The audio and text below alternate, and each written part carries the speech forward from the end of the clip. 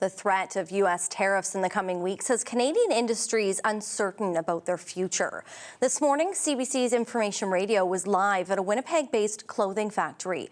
We heard from people in the industry about how potential tariffs will impact business.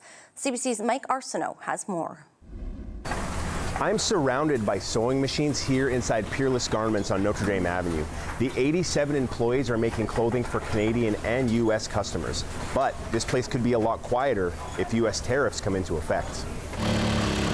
Peerless Garments has been in business since 1940. The company sews garments for a number of clients, including the Department of National Defense. This red and blue fabric is used to make clothing destined for a company in the U.S., but that could change if tariffs get tacked onto the price. Is a reduction in the order or cancellation of the entire order. Either way, it will affect the employees in here. President and CEO Abdou El Tassi says the contract brings in $3 to $4 million a year. He worries clothes would be cheaper to make south of the border if U.S. importers have to pay more. I'm worried about this operator and this operator and this operator. Are they going to have a job or not? Now, they've been working in this industry. To go move to another industry in there, it's not an easy thing in there. Canadian Manufacturers and Exporters has 2,500 members. It says 1 out of every $10 generated in Manitoba comes from manufacturing, and tariffs would impact profits. We surveyed our members. Only 1 in 10, 11%, just over 1 in 10, can actually carry the cost of that tariff through their bottom line, and even at that, only very short term. Terry Shaw wants the government to provide tax relief for manufacturers and expand the Canadian market.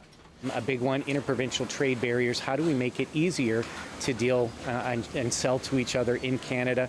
Another item we've been promoting longer term is government procurement reform. Premier Wab Kinew says his government is looking for ways to buy more Canadian and Manitoba-made products. The province is also looking for other ways to support local businesses. The tax deferral thing, if there are tariffs applied, that is one of the tools we'll be using to support businesses. We don't know what's going to happen. We just hope for the best for Canadian and hope for the best for all the workers who are working. Tariffs could be here by March 4th, but there's still a lot of uncertainty about whether or not they'll be implemented. Mike Arsenault, CBC News, Winnipeg.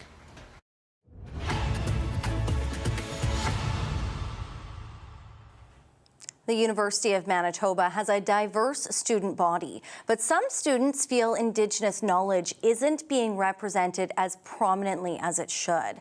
They want to see more Indigenous content beyond what's already in place. CBC's Gavin Axelrod has more as a part of our Communities in Focus series. Noah Crossman is proud to be Métis, carrying that pride with him as co-president of the Métis University Students Association. He's speaking here at a recent campus celebration for Louis Riel Day. It wasn't until I got to the U of M when I was really able to reconnect with my community and then really spread my wings. Crossman is studying psychology and would like to see more Indigenous scholars in the sciences and more Indigenous knowledge in his coursework so he can learn to weave two ways of learning together. But it's definitely tough, and it's because, from a broad perspective, science and the university in general is very colonial, and just inherently. And so it's hard to blend those two knowledge systems for sure. Students and other faculty CBC News spoke to also say they'd like to see the school dive deeper in Indigenous content beyond intro courses and see themselves reflected better in those teaching that content. There's historical things that need to be discussed, but also tying it to current day, tying it to the stereotypes that we see on everywhere. That's kind of where I would want things to go more further. It's important to be surrounded by your people in a place like this, where it's so colonial and it's hard to succeed and find your place in it. The university introduced an Indigenous course requirement to the Faculty of Arts in 2021. Associate Vice President, Indigenous Research and Academic Todd Duhamel says science is moving toward that requirement, and some programs have them as admissions criteria. We really want Indigenous knowledge to be embedded in everything that we do. It shouldn't be in one class, you're done, you get a check mark, you move on and never have to think about it again. Duhamel also says the university actively works to bring qualified Indigenous scholars to the school. There's a competition for these people across Canada, so every university is trying to recruit them. We try our best to be able to recruit the best and brightest professors. We want our students to benefit from the diverse ideas that different people bring. Ishkade Ketchway is taking a master's in community health. She says the way instructors teaching Indigenous content engage with students matters, along with the language they use. Be able to speak to the whole class without speaking to the one Indigenous student that they know. That's the biggest thing, is like, it feels like almost tokenizing in a way. In a statement to CBC News, the university says all faculty and staff take part in annual anti-racism training as mandated by the provincial government. It also says it offers sessions through Indigenous throughout the year for faculty, staff, and students to increase their knowledge. The university will release its full anti-racism learning framework this spring. As for Crossman, he says he wants to keep having dialogue with university higher-ups, so if things don't change while he's in school now, they'll be different for students who attend in the future. Gavin Axelrod, CBC News, Winnipeg.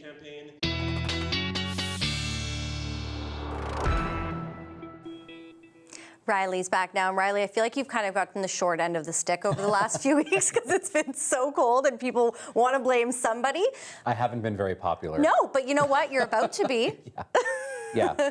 I mean, we are looking at some cloudier skies and a pretty persistent chance of some scattered flurries over the next several days. But yeah, if you're not a fan of the cold, you're not going to be complaining about the temperatures. If it felt like a really long cold snap, it was. Here's some of the numbers that I put together for you. 17 days, the last 17 days, if you include today, below seasonal, which we were below seasonal today. The last time we saw a temperature that was actually at or above seasonal was February the 2nd. So every day since then, really the majority of this month, we've seen temperatures so far that have been below seasonal for this time of the year. And that pattern is finally starting to shift around a little bit. You can start to see that jet stream on our upper level winds here has shifted ever so slightly east and is starting to make its way a little bit further north. So places even in southwestern Saskatchewan getting into the minus single digits today. As this continues to push further to the east, that's when we'll start to get some of that push of warm Pacific air into parts of our province as well as we head into the day Friday and certainly by the weekend. Mostly cloudy skies into the prairie provinces. We were sort of the odd ones out with the sunshine today, but we will see some cloud pushing in as we get overnight into Friday morning across Manitoba. And yeah, again, with this comes the slight chance of maybe a few snowflakes out of this. Really nothing to worry about other than maybe a dusting. And I don't mean it's going to snow everywhere, but certainly you might run into some of those stray flurries as we get through the day Friday into Saturday. This particular model picking up a better chance into Saturday morning, even as far south as the Red River Valley into Winnipeg, that we see maybe a few flurries into the early part of Saturday morning. Again, out of this cloud, really that chance is there that we could see a few flurries. And again into Sunday morning, what I'm watching, though, is an area of low pressure that will track at this point across central parts of the province as we get through later Sunday, but could bring us a little bit of rain as we get into the day, into the afternoon Sunday, into early Monday morning. So, I mean, winds do pick up as we get into the overnight hours tonight. By midnight, looking at south winds, even gusting to 50 or 16 parts of the Red River Valley. Those do start to die off as we get into the morning hours on Friday. By the afternoon, back to a south or southwesterly wind, 15 gusting to 30. So things do die off as we get through the day tomorrow. Temperatures, you'll notice as we get into the afternoon, into the minus single digits, even -2 by the afternoon in Dauphin tomorrow, -7 in Winnipeg, Brittany, and all the way up to +3 by the time we get to Monday. All right. Thank you, Riley. You're welcome. Well, here's a look at Festival de Voyageurs as we head to break. We have more to come after this. Stay with us. You're watching CBC Winnipeg News.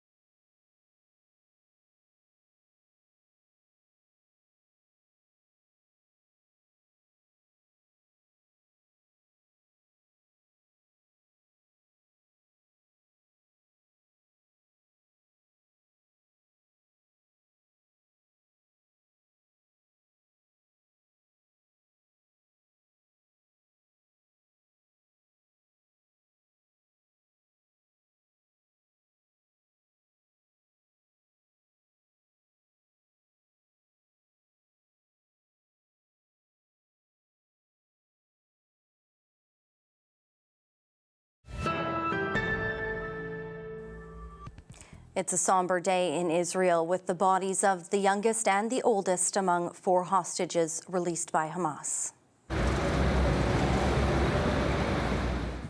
People waving Israeli flags lined the route of the convoy carrying the bodies as they were taken to a forensic lab in Tel Aviv for official identification. 3 are presumed to be members of the Bibas family, a 10-month-old infant, his 4-year-old older brother, and their mother. The militants say they were all killed in Israeli airstrikes on Gaza, but their deaths were never confirmed by Israeli authorities. The 4th hostage had been 83 years old when he was abducted on October 7th, 2023. The Liberal government says it wants to see an increase in funding for the CBC and give the public broadcaster additional responsibilities to protect Canada's sovereignty and national security. At the same time, the Conservatives were repeating their vision to slash government funding. Ashley Burke reports. This is the CBC television network. CBC's history dates back 90 years. This is CBC. Its mandate is to provide programming to inform, enlighten, and entertain Canadians. Now the government says it's time for more responsibility as the country faces threats from the U.S. to its sovereignty. More than ever, it's important for Canadians to be able to rely on their own sources of information. Canadian Heritage Minister Pascal St-Onge pitching a plan to boost CBC's funding so it's closer to what the average G7 country pays for its public broadcaster, $62 per person a year. In Canada, we're second to last, with $33 per year per person. CBC would be required to scrap subscription fees, make its news ad-free, and take on a new role fighting disinformation. We need to envision the investments that we're making in our public broadcaster as a national security issue. She points to the recent public inquiry into foreign interference that found disinformation is one of the single biggest threats to Canadian democracy. Information manipulation is now eminently possible and quite dangerous to democracies. And so that really does need to be addressed, and I think sort of embedding it at the core of Canadian institutions makes a lot of sense. But Conservative leader Pierre Poilievre has long said the government funding CBC doesn't make sense and wants it defunded while maintaining its French language programming. Nobody watches CBC television. They have among the worst ratings of any network. And yet Trudeau gives them billions more. We're going to cut wasteful spending. You cannot say you love Canada and yet pledge to destroy our public broadcaster that is central in telling the stories of our country. In 2021, the Liberals campaigned on a promise to update CBC's mandate, but it's coming out with this plan now when Parliament's prorogued and it's unlikely to pass because an election is expected sometime soon. CBC says it welcomes proposals to better serve Canadians. Ashley Burke, CBC News, Ottawa. The wreckage of the plane that crashed at Toronto's Pearson Airport Monday has been cleared from the runway. But on the tarmac, work remains to be done. And that means some flights are being cancelled and travel plans disrupted. Nicole Williams has the latest. Just 3 hours before boarding, hopeful passengers at Pearson Airport, ready to check in their bags, are given some crushing news. Due to extenuating circumstances, we are unfortunately canceling all Sunwing outbound flights this afternoon. 13 flights at Pearson alone Wednesday and more on Thursday. We're just not going to get there. We're not going to get a room. This passenger en route from Halifax to the Dominican Republic for his sister's wedding. He says Sunwing not only canceled his flight, but his hotel stay too. It's my sister. If I could go there and sleep in the pool, I would. Yeah. I can't even make it. Sunwing announcing it needed to prioritize getting stranded passengers abroad home. Air Canada and WestJet also playing catch up. My husband and I were set to leave from our holiday in Cancun on Monday night. It was very confusing. It was a lot because I know that so many people were probably displaced and stranded. There is mounting frustration in the wake of the crash of Delta Flight 4819, which shut down 2 of Pearson's busiest runways in the process. It highlights just how dependent aviation in Canada is on Pearson Airport. Airlines already playing catch-up to a ballooning backlog because of severe snowstorms in eastern Canada. I just wanted to cry, and we were just like everybody looking at each other. What are we going to do? 45 people here. What are we doing with the babies and everything? The wreckage of the Delta flight was cleared away Wednesday night, taken to a hangar for further investigation.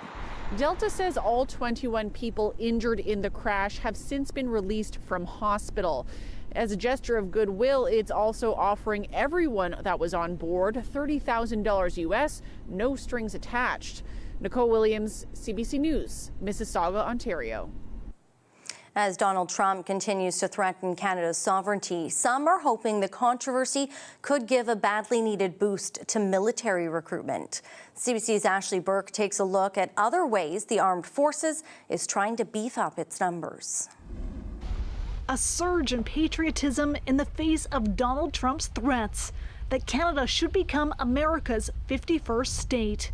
But is all this national pride translating into a surge of Canadians joining the military? In the last month, we had about 1,000 more applicants than we did in this time last year, but it's not attributable to any specific incident that we can track so far. And just to confirm before going into the test? For the past year, the military's been desperately trying to recruit more people, and it has.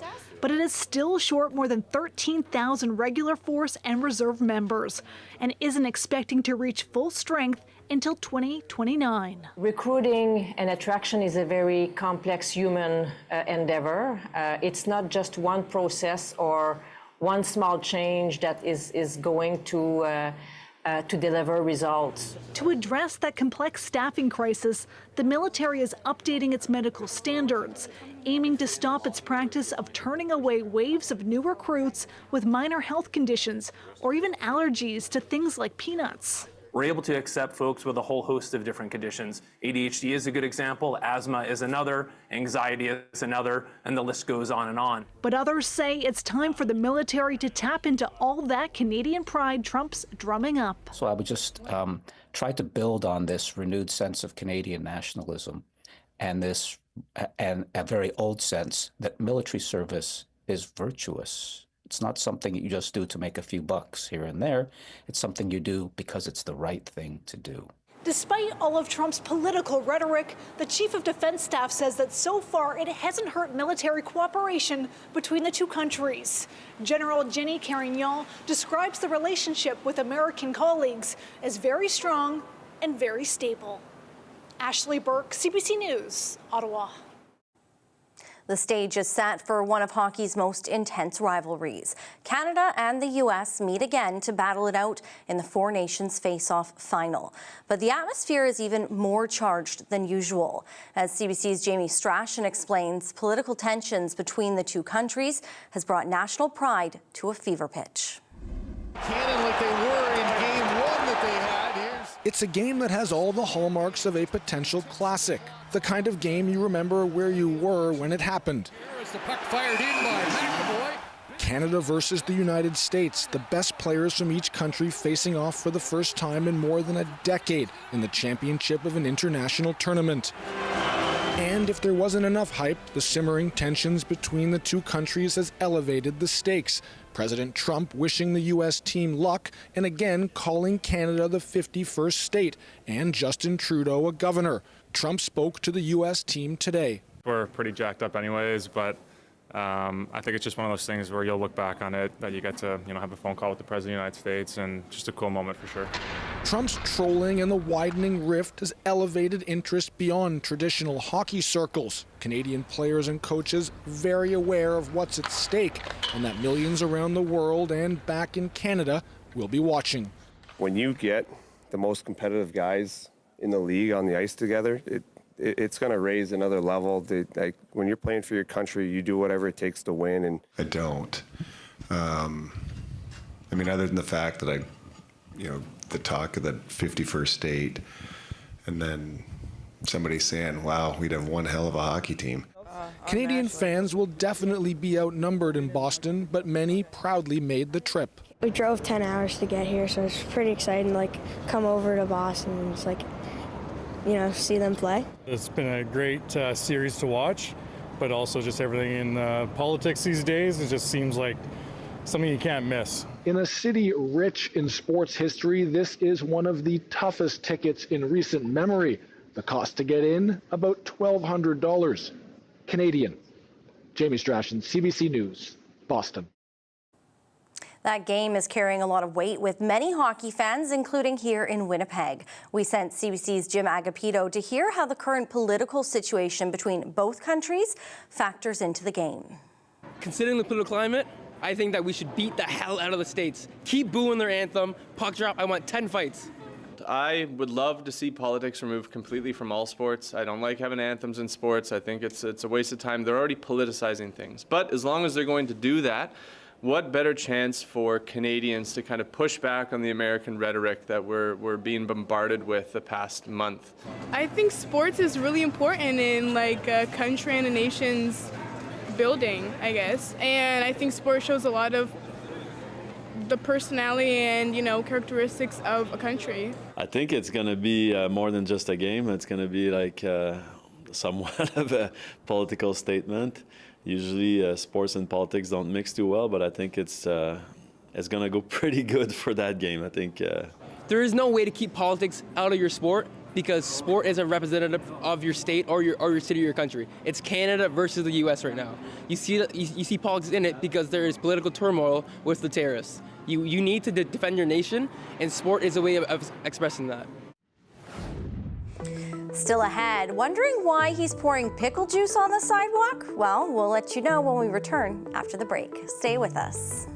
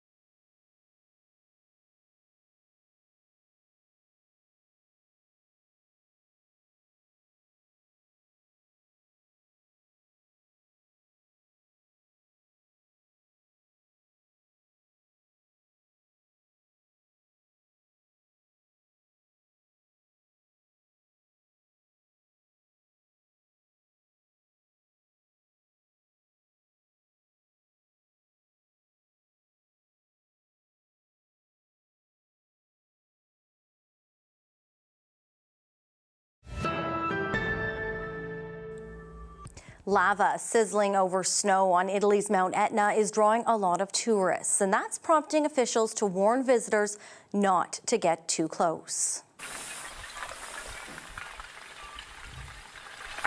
Mountain rescue crews say tourists often arrive wearing clothes that offer little protection, and some end up with injuries when they go near the flowing lava. Authorities are monitoring the latest volcanic activity closely. Some areas are being restricted because of safety concerns. Eruptions and ash emissions have also affected air traffic around the area. The 3,300-meter high Etna is one of the world's most active volcanoes. With parts of Canada continuing to battle freezing temperatures and slippery conditions, it's no surprise road salt is in high demand. If you're having a hard time getting your hands on a bag, well, there are a few useful alternatives. And as CBC's Ryer Snodden explains, they may already be in your pantry. Old man winter. The snow, the wind, and the ice. Now, when dealing with dangerous sidewalks and driveways, there's a reason why people do use salt. However, you do have other options this winter. Now, salt is certainly the most effective tool when it comes to battling the ice. Salt essentially lowers the point of freezing by getting in between the water molecules and stopping the ice crystals from forming. If the temperatures are above -15 Celsius, then salt works really, really well. So what happens if you can't get your hands on some road salt? Well, if you look around your home, you may just find a few items that can help you out. So the most obvious option is table salt. While certainly not a cheap alternative, salt is salt, and if you've got some around the house, it may just help you out in a pinch.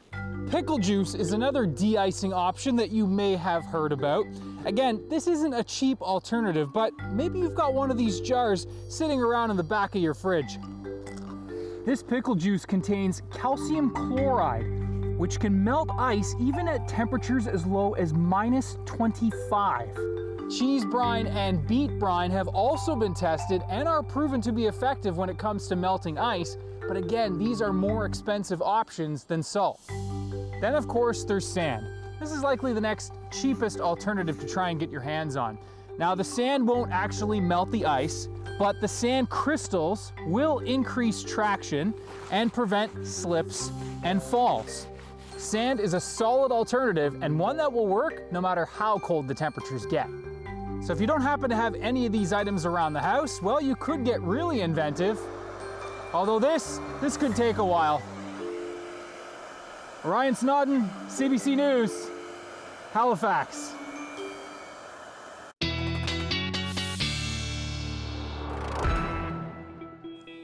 Be right back. I gotta whip my hair dryer. I was gonna say, I feel like Ryan's gonna be out there for a while doing that. Maybe I should go give him a hand. There are some municipalities in Manitoba that use that beet juice. We've seen that tested out, so that's one option. Yeah, or the salt shaker. Or the salt shaker. Just get out there. Try it. Don't know how effective it's going to be. Well, hopefully we don't need it for the next little bit. Yeah. I mean, there's, as I said earlier, that chance we could see a few flurries out of some of this cloud cover that's moving into Manitoba, but a much warmer day for a dog walk tomorrow. It'll be a good one. It'll be a good weekend to get out. So here's your dog walking forecast for your Friday, and I've got a video here of Desi. Thanks to Louise and Ruth for sending this video in instead of this picture. I love your videos and your pictures of your pets, and I could always use more to talk back at cbc.ca. So we're looking at -16 tomorrow morning.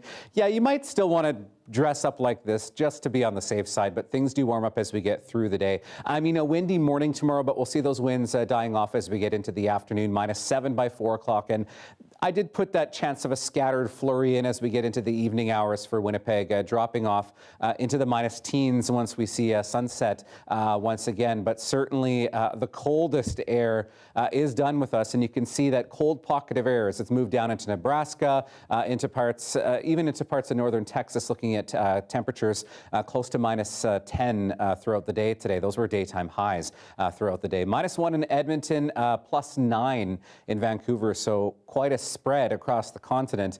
Overnight tonight, these temperatures about 10 degrees warmer than our overnight lows from last night. We're -18 for both Brandon and Verdon tonight. Dauphin looking at -16 tonight, -17s, -18s into northwestern Ontario. Bit more cloud cover into northwestern Ontario and a slight chance of maybe a flurry in places like Kenora overnight. Maybe a few flurries into Flin Flon and the Pas, -16 for the Pas, -21 for Thompson. Churchill looking at -22 overnight tonight. Into your Friday, looking at mainly cloudy skies, a few peaks of sunshine through the day, but the north certainly gets a bit of a cloudier one tomorrow. -11 for Flin Flon by lunchtime. The Pas, Grand Rapids at -9, up to about -5, -6 into northwestern parts of the province. And yes, that cloud does thicken up and bring with it the chance of some flurries into the afternoon hours tomorrow. We start sunny for most of southern Manitoba. The Parkland into Swan River looking at a bit of cloud cover to start the day. And then that cloud kind of ebbs and flows as we get throughout the day tomorrow. -8 in Verdon by lunchtime, -9 in Melita. Better chance through the day tomorrow for places like Red Lake down into Dryden that we could see a few flurries into the morning, into the afternoon hours. But really, anywhere you see some of this cloud cover into the afternoon, looking at that chance of a flurry really as we head into the evening hours into Friday. -3s your highs for Dauphin and Swan River, -5 in Brandon, Brittany, and Winnipeg. We're looking at about -7 tomorrow afternoon. Thank you, Riley. You're welcome. Well, Manitoba is home to the polar bear capital of the world. And on the upcoming International Polar Bear Day, there's an opportunity to celebrate even closer to home. The Assiniboine Park Zoo is kicking off a weekend of festivities Saturday and Sunday. Right now, the zoo is home to 7 polar bears, most of which were orphaned in Manitoba's north. People can learn about conservation efforts while also taking part in chats and even a breakfast with the bears. The annual Awareness Day coincides with the time when polar bear moms and cubs are in their dens in the wilds. Well, they say a picture is worth 1,000 words. And now a Winnipeg art gallery has poets and painters bringing their mediums together. CBC's Shannalee Vidal takes us there. A new art exhibit in Winnipeg has put words to images. I'm Shannalee Vidal and I'm here at the MHC Gallery at Canadian Mennonite University. The Poetry of Painting is a collection of 43 poems along with the paintings that inspired them. I wanted the idea of, the wings, the powerful wings taking to the air. Genevieve Henderson's painting, Crane Ascending, now has an added element. Poetry created in response to the big white bird stretching its wings up to the circle of gold leaf. The swoop of cranes, escaping winter to holiday in Mexico, riding thermals to surging heights. Doesn't it just give you shivers when you hear that? This painting will always have special significance to me from here on in. Even more significance after reading Liz's poem. The very first time that I saw Genevieve's artwork, I fell in love with it. It is so dynamic and vibrant, and there are a lot of nature themes in her work.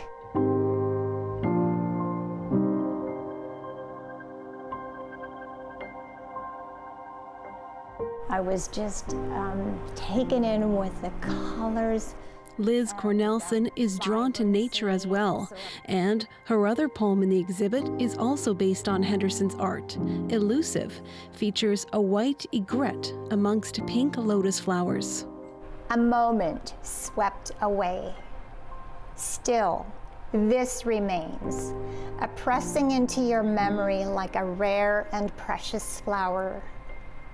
The color of serenity.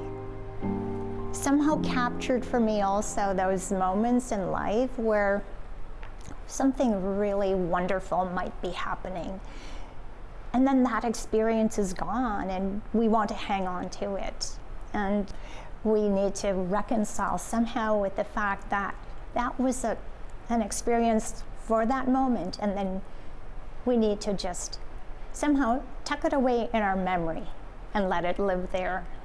Sarah Hodges-Kalisnik is director of the MHC Gallery and says curating this exhibit was a little less straightforward than others.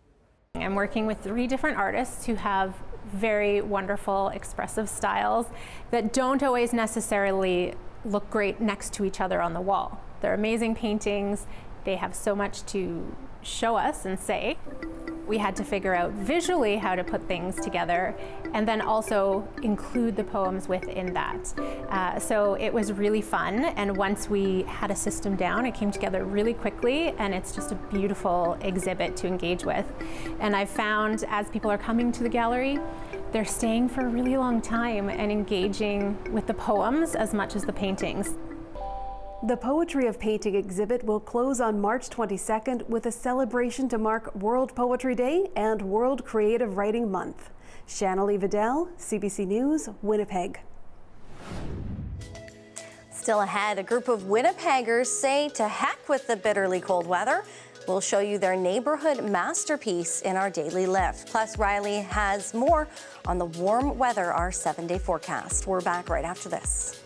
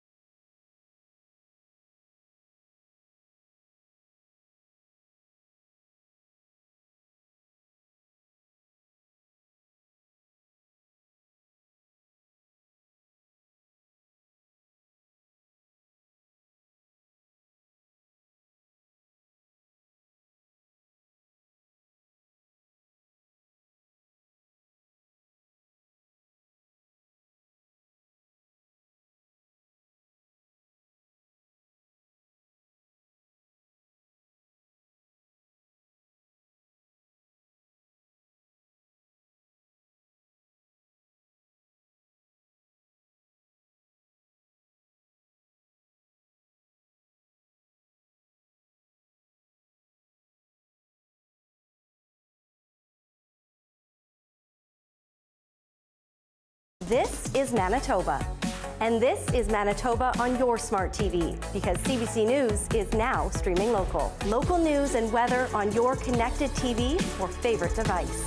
CBC News Manitoba, streaming now.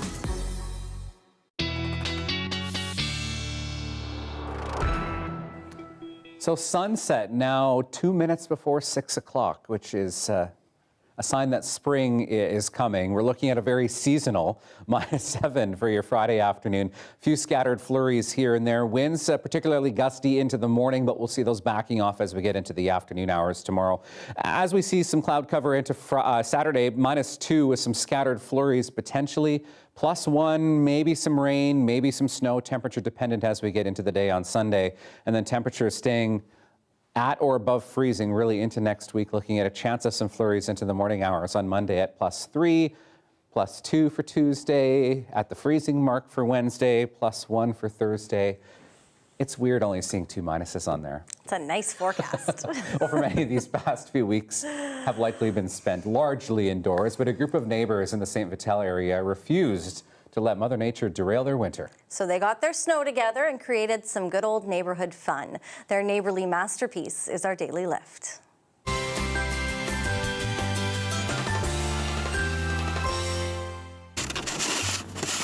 Started out just making blocks of cardboard boxes, and we cut them up into blocks, but the weather changed, warmed up, and they all melted. So then we had to push that one in and then start again, and now we found that if we made our blocks a lot bigger, then they last longer. The cold weather wasn't a factor, but the lack of snow kind of hindered us on how we went about it. The neighbor actually started a slide. There's a 4-foot culvert there. They threw some snow up, and then the snow melted a little bit, and because their whole yard was taken up by their slide, they didn't have enough snow. So they asked me if I could have my snow. So that's how I got involved. I tried sliding down, it's no fun. It's way more fun building it, that's for sure. Usually I hibernate too, but when you have something to do outside, I guess it helps you out a bit. I really want to try the slide. I know, I love that. People are creative in this city. They're really making the most of winter. And even though those temperatures are going to warm up, you said that sun is going to stay behind the clouds. So hopefully that'll keep those. Hopefully that means a little bit more snow too. Yeah. We'll stay warm. We'll see you back here tomorrow for Friday. Have a good one.